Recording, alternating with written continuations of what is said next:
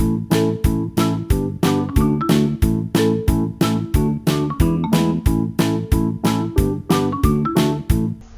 we will read this chapter 10, A Jungle Boy at Heart. Okay, so let us start now this chapter, kids. First of all, we'll discuss the reflect columns. Okay, so the legend of the fearless man is still alive all over the world. Okay, ऐसे यहाँ पर एक fearless एक ऐसा साहसी व्यक्ति है जो अभी भी पूरे संसार में जीवित है. Jim Corbett 6 books have never been out of print. 6 Jim Corbett की 6 किताबों को जो आज तक प्रिंट आउट नहीं किया गया है. His popularity inspired 3 films on his life. Jim Corbett was the most celebrated hunters turned conservation of India. Okay, so let us start now this chapter. A blue-eyed boy was born in एक blue eyes का लड़का जो जिसका जन्म नैनीताल में 25 जुलाई 1875 को हुआ था. He grew up in Kaladhungi and the Nainital. उसका कालनदुंगी नैनीताल में जैसे वह बड़ा हो रहा था, spending much of his childhood exploring the wildness that lie around. तो उसका जो बचपन था, जो जीवन था, वो जंगलों में ही बीतता था. He developed a deep knowledge of the way of the jungle. उसे जंगल के बारे में गहरा डीप नॉलेज थी. When in the jungle, जब वो जंगल में जाता, he puts on his the sense of the intelligent youth.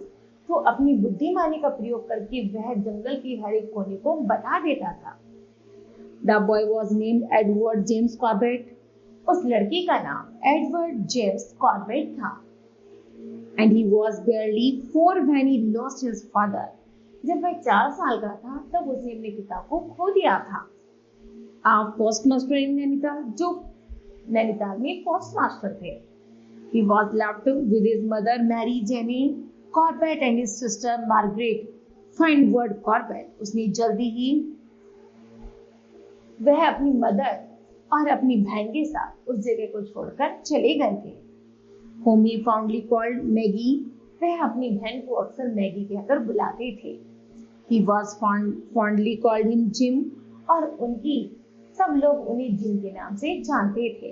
He recalls that the mother, उनकी मदर हमेशा उन्हें बुलाकर बुलाती थी, had the praise of the zone of arch and the Nazcas combined.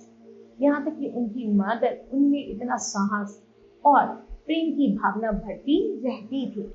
The little Jim dressed only in the bush clothing. Little gym जो जब छोटा था तो वह हमेशा झाड़ियों से बने हुए कपड़े पहनता था. And the instrument of the heads, और सिर पर कैप पहनता था, which he would never forget to wear, जिसे वह पहनना कभी नहीं भूलता था. When he went into jungle, जब वह जंगल जाता था, he had many Indian friends. तो वह उसके साथ कुछ भारतीय मित्र भी होते थे. हु प्राउडली कॉल्ड हिम शिकारी, जिसे बड़े गर्व के साथ कहता था कि हम शिकारी हैं. फॉर ही वॉज फियरलेस, वह बिल्कुल निडर था. He had hunted for his first leopard age of 6. जब वो 6 साल का था, सबसे पहले उसने अपना शिकार लियोपार्ड को बनाया. Blazers would come to him. जैसे ब्लेजर गांव-वासी उसके साथ आए, begging to track down a tiger or leopard that had preyed on their family and friends. तो उन्होंने आकर कहा कि लियोपार्ड और उसकी फैमिली हमारे परिवार वालों को परेशान करता है. Jim killed only those big cats that hunted humans for food. उन्होंने कहा कि केवल जिम ही एक ऐसा प्राणी है जो उसको अकेले मार सकता है, क्योंकि जो लियोपार्ड था वो बिल्ली की फैमिली का ही प्रजाति है. Risking his life, अपने जीवन को खतरे में डालते हुए, he preferred to hunt alone on foot. उसने अकेले ही शिकार करने के लिए वो अकेले पैदल चला गया. When pursuing the dangerous cat, ऐसा लगा जैसे कोई खतरनाक बिल्ली है. As much as being a skilled hunter, उसकी हंटर बहुत ज्यादा स्किलफुल थे. Jim also liked to sing and play the guitar. Gym को सिंगिंग और गिटार का बहुत शौक था. Though he loved to enjoy nature, वह प्रकृति को बहुत प्यार करता था. He grew up to be a responsible son and brother. यहाँ तक कि वह एक कर्तव्य मानता था, जैसे एक भाई का एक बेटे का कर्तव्य होता था, वह उसी तरह प्रकृति की रक्षा में लगा रहता था. He worked with The Bihar North-Western Railway for 22 years to earn a living. उन्होंने बिहार रेलवे में कार्य किया लगभग 22 साल। Even with a big responsibility, उनके सर पर एक बहुत बड़ी जिम्मेदारी आ गई थी। Jim love for the jungle never diminished. Gym को जंगल में जाने का मौका नहीं मिलता था, लेकिन फिर भी जिम जंगल को बहुत प्यार करता था। He lovingly called the tiger the large-hearted gentleman with boundless courage. यहाँ तक कि वह जंगल का एक तरह से चीता था। After 1930, he looked to photography. उसने एक बार फोटोग्राफी की because he had believed that a photograph lasted forever.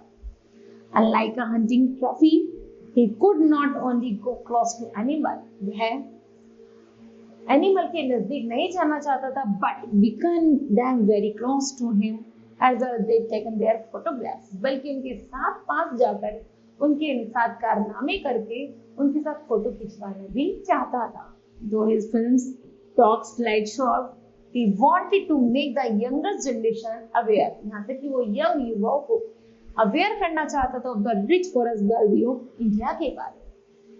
He soon realized that the jungle was made a target. उसने जंगल को टारगेट बनाया by profit makers who considered the jungle to be more a timber wealthy. कि जंगल से लकड़ियों को काटकर वो बहुत ज्यादा धन कमा सकता है। And then a sanctuary for wildlife, और यहाँ तक कि जंगली जीवन को अभ्यारण्य सुरक्षित करके उनको प्रोटेक्ट करके एक अच्छा धन कमा सकता है। Jim immediately took the initiative to talk to groups of school children about their natural heritage. उन्होंने जल्दी स्कूल के ग्रुप को बुलाया और इसको नेचुरल हेरिटेज के बारे में बताया। He introduced the establishment of the bird sanctuary. उन्होंने सबसे पहले पक्षी अभ्यारण्य की शुरुआत की 1933 में एट नैनीताल में, जो जिला बाउंड्रीज की गई for the municipal for killing of the wild animal, जहाँ पर जंगली जानवरों को मारा जा रहा था, बर्ड्स भाग रहे थे। He gradually helped in the creating. उन्होंने उनकी हेल्प की, उनको आवाज दिए, एक संस्था की स्थापना की for the preservation of the games in United province में।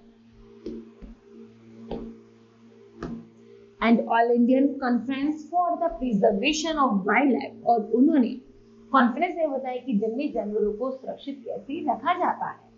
And successful established union first national park, उन्होंने भारतीय के ऊपर ऐसा राष्ट्रीय पार्क घोषित किया। इनार्गुएटेड इन 1934 की सभा के दौरान कुमाऊं हिल्स में the Nainital park national park was named after हेले इन 1935। उस पार्क का नाम हेले पार्क रखा गया 1935 में। एंड देन नेम, उसके बाद उसका नाम बदलकर राम गंगा नेशनल पार्क रख दिया गया 1955 में। And finally as a tribute, और फाइनली उसका नाम फिर बदलकर जिम कॉर्बेट रखा गया। It was renamed yet again the Corbett national park in 1957, जिसे हम कॉर्बेट नेशनल पार्क कहते हैं। 1957 में जब इसका नामकरण किया गया था।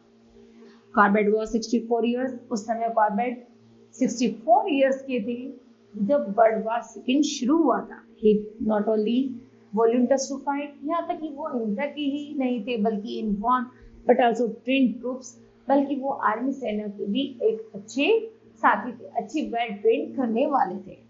जंगल welfare and he was appointed lieutenant colonel, उन्हें जंगल की तरफ से लेफ्टिनेंट कर्नल घोषित किया गया। Later Corbett went on to become an author. He brought exciting descriptions of his encounter. उन्होंने अपनी बारे में जो एनकाउंटर किए थे उनका डिस्क्रिप्शन बहुत अच्छे से किया। Accounts of the hunting and killing of the man eaters, किस तरह मनुष्य को मारना, उनको खाना, which had killed almost 1500 Indians, are related in his books. उन्होंने लगभग 1500 भारतीयों के बारे में लिखा अपनी किताब में। नंबर फर्स्ट है man eater of the Kumaon, Kumaon में जो मनुष्य खाते हैं उनके बारे में लिखा। 1946 the man eating leopards of the Rudraprayag 1948 and the temple tiger and more man eaters of the Kumaon 1945। Man eaters of the Kumaon was a half success in India and was chosen by book clubs in the United Kingdoms and the United States. The First printing of the American books of the Mark Club being 2,50,000. The book was later translated into 27 languages. चलिए, his Jungle Law is considered as his autobiography. In 1968, one of the 5 remaining subspecies of the tiger was named after him, Panthera tigris corbetti. Okay, more commonly called Corbett's tiger. और सबसे ज्यादा tigers को Jim Corbett में conserve किया गया, जिसको नाम दिया गया कॉर्बेटी tigers. According to the publishers, the Corbett corpus has outsold every other Indian writer's fight. बहुत सारे भारतीयों ने जिम कॉर्बेट के बारे में लिखा. Wide margin. Ironically, but व्यंग्यात्मक Corbett face many difficulties. Corbett को लेकिन बहुत सारी समस्याओं का सामना करना पड़ा. Publisher during the second world war के दौरान, hear it what he wrote. अब वह क्या लिखते? A concentrated demand was made by friends to publish my stories in regular book. एक फ्रेंड के आग्रह के अनुसार उन्हें डेली रूटीन की एक स्टोरी लिखनी थी अपनी किताब में. But before I was able to make a start, जैसे ही उन्होंने उसे लिखना शुरू किया, Hitler began his land collecting tour. Hitler जो था वह जमीन को इकट्ठा करने के पर्पस से घूमने के लिए आया था. As I had only one friend, उसने केवल एक ऐसे मित्र को देखा who has ever published a book, जो किताब को पब्लिश कर रहा था. I appeal to him for advice, उसने उसे कुछ सलाह दी. After skimming through the pages of my the manuscripts, his verdict was that he did not think any publishing house would look at it unless I was prepared to indemnify against all loss resulting from the publication. यहाँ तक कि उन्होंने बताया कि जब publication की जाएगी तो उसके विरुद्ध में उन्होंने बहुत सारी परेशानियों को झेलना शुरू किया. With reasons of the spending my days indemnifying publishers, यहाँ तक कि बहुत सारी खर्ची के बाद, बहुत सारी परेशानियों के बाद, जैसे वो बुक पब्लिश होनी शुरू हुई, फॉर वॉस्ट लॉसेस, उसमें बहुत बड़ा नुकसान झेलना पड़ा. आई thank my friends for the advice, लेकिन फिर भी मैंने अपने मित्र को इस सलाह के लिए धन्यवाद कहा. And brought the manuscript home, और अपनी मैन्युस्क्रिप्ट को घर ले आया. The publishing house Corbett finally published his book, और फाइनली उस बुक को पब्लिश किया गया. The man eater of the Kumaon के नाम से. Sold over the 6 lakh copy, उसकी लगभग 6 लाख कॉपियां बनाई गई. इंटरनेशनल लेवल पर first year he was an almost universal praise by critics. 1955, he suffered a several heart attack and died the same day in hospital. 1955 में जल्दी ही उन्हें एक हार्ट अटैक आ गया और उस दिन हॉस्पिटल में जाकर उनकी मृत्यु हो गई. He is buried at the cemetery at the Nairobi, Africa Nairobi में उनको दफनाया गया.